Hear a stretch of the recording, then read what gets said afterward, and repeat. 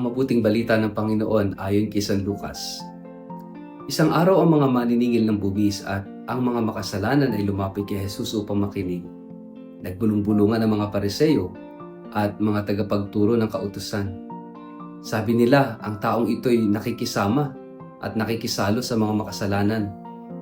Dahil dito sinabi sa kanila ni Jesus ang talinghagang ito, "Kung ang sino man sa inyo ay may 100 tupa at mawalan ng isa, ano ang gagawin niya?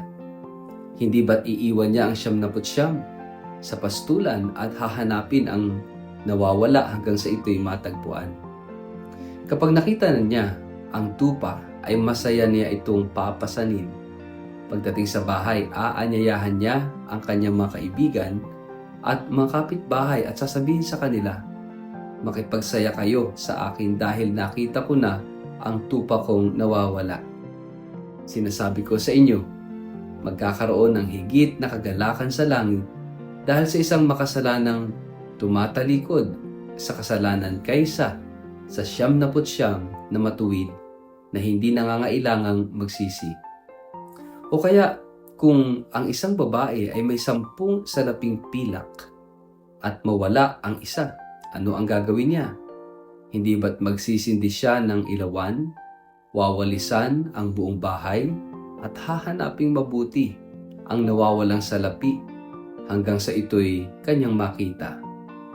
Kapag nakita na niya, aanyayahan niya ang kanyang mga kaibigan at mga kapitbahay at sasabihin sa kanila, 'Makipagsaya kayo sa akin sapagkat nakita ko na ang nawawala kong salaping pilak.'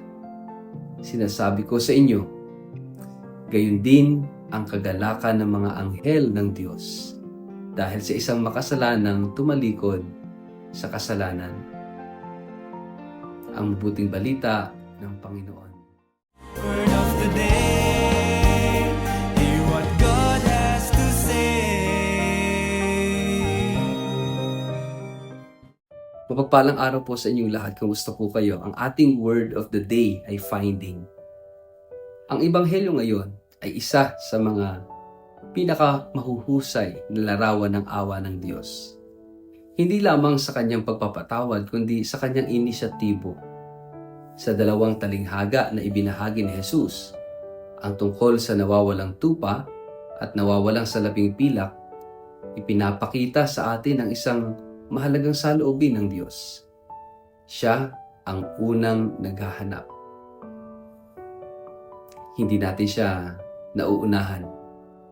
Hindi tayo ang bida sa kwento ng kaligtasan. Bago pa man tayo magbago, bago pa man tayo magsisi, bago pa man natin aminin ang ating mga kasalanan, hinahanap na niya tayo.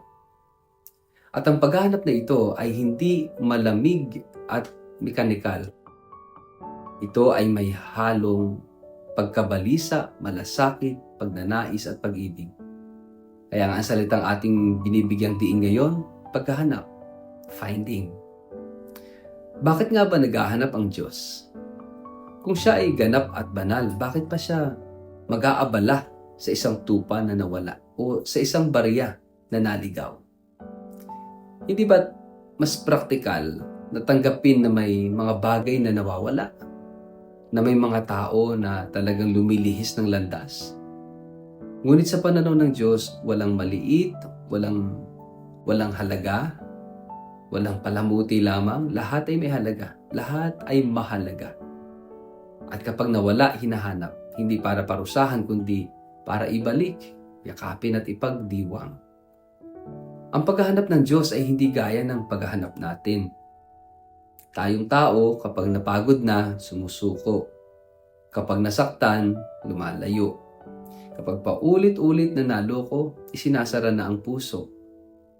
Pero ang Diyos, kahit pag-aano na tayo katagal sa dilim, kahit ilang beses pa tayong tumalikod, kahit gaano kabigat ang ating kasalanan, patuloy ang kanyang paghahanap.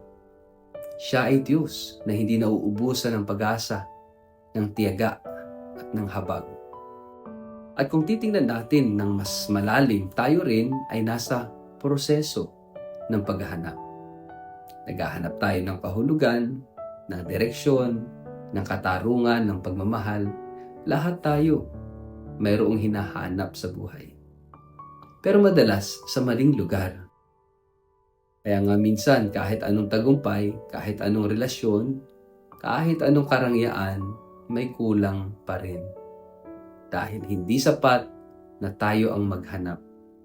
Kailangang hayaan din nating tayo ang matagpuan. Ang paglapit sa Diyos ay hindi lamang tungkol sa pag-akyat, kundi sa pagbubukas. Hindi sa kung gaano tayo kagaling umakyat, kundi sa kung gaano tayo kahandang aminin na tayo'y nawawala. At hayaan ang Diyos na hanapin tayo, buhatin tayo at ibalik tayo sa kanyang puso. May isa pang mahalagang imahe sa Ebanghelyo, ang pagdiriwang. Kapag natagpuan na ang nawawala, hindi sermon ang kasunod kundi kasiyahan. Hindi paalala ng kasalanan kundi pagyakap ng pagbabalik. Ang puso ng Diyos ay masaya hindi dahil sa dami ng sumusunod sa Kanya, kundi dahil sa bawat isa na bumabalik sa Kanya. Sa lipunan natin ngayon na madaling humusga, madaling magsantabi, madaling magsabing, wala na yan, pasaway yan, tinatawagan tayo magbago ng pananaw. Lalo na sa mga nawawala sa paningin ng Diyos. Walang hopeless case. Ang bawat kaluluwang naliligaw ay isang dahilan para siya lumabas ng kanyang langit upang hanapin tayo sa ating mga impyerno. Kaya kung ikaw man ngayon ay nasa yugto ng buhay na parang nawawala, parang hindi mo nakilala ang sarili mo, parang wala nang saysay ang lahat, tandaan mo ito, may Diyos na naghahanap sa iyo. Hindi siya titigil hanggang matagpuan ka. Hindi siya susuko hanggat hindi ka muling yakapin ng kanyang pag-ibig. Hindi siya mapapalagay hanggat hindi mo muling maramdaman na ikaw ay mahalaga. At kung ikaw naman ay nasa bahay na, ikaw ay nananampalataya na, tinatawagan ka rin na maging kasangkapan sa paghahanap. Hindi para husgahan ang mga nawawala, kundi para samahan ng Diyos sa kanyang misyon ng pag-ibig. Baka ikaw ang kailangan niya upang mahanap ang isang kaluluwang malapit na sanang sumuko. Baka ang simpleng presensya mo, ang salita mo, ang panalangin mo, ang makapagbubukas ng puso ng isang taong nawawala. Tayo ba ngayon ay isa sa mga hinahanap ng Diyos? O isa sa mga tinatawag na tumulong sa kanyang maghanap? Sa ngalan ng Ama at ng Anak at ng Espiritu Santo, Amen. Panginoon, salamat po sa iyong matyagang paghahanap sa akin. Sa mga panahon na ako'y lumalayo, hindi mo ako iniwan. Sa mga oras na ako'y nagtatago, hindi mo ako kinalimutan. Turuan mo akong magpaabot ng iyong pag-ibig sa iba, lalo na sa mga naliligaw ng landas, sa mga nawawala sa kanilang sarili. Gawin mo akong kasangkapan ng iyong paghahanap upang ang bawat puso ay muling makauwi sa iyo. Amen. Pagpalain kayo at ingatan ng makapangyarihang Diyos, Ama, Anak at Espiritu Santo. Amen.